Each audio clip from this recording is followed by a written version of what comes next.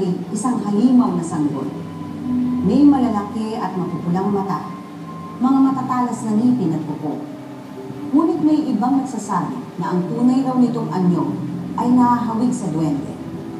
Mukha raw itong isang maliit na matandang lalaki. May bigotik balbas, pangu ang ilong at kulubot ang balat. At dahil hindi pantay ang haba ng mga binti nito, mas madalas daw itong lumukso sa halip na lumakad.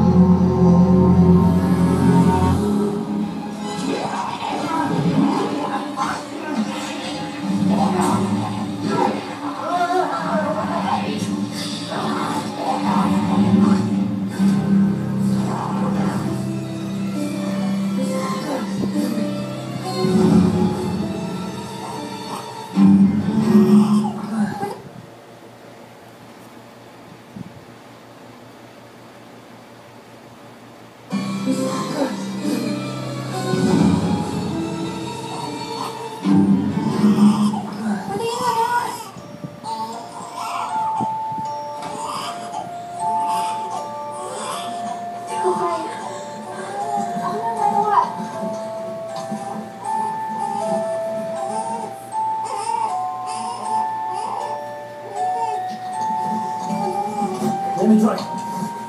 Hold on.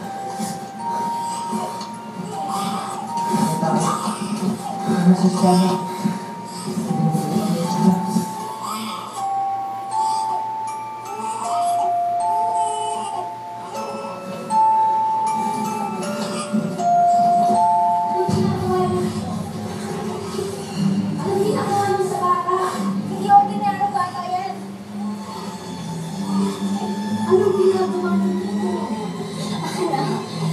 Kailangan ko gawin to. Wala! Magawa yung sisi. Shut up!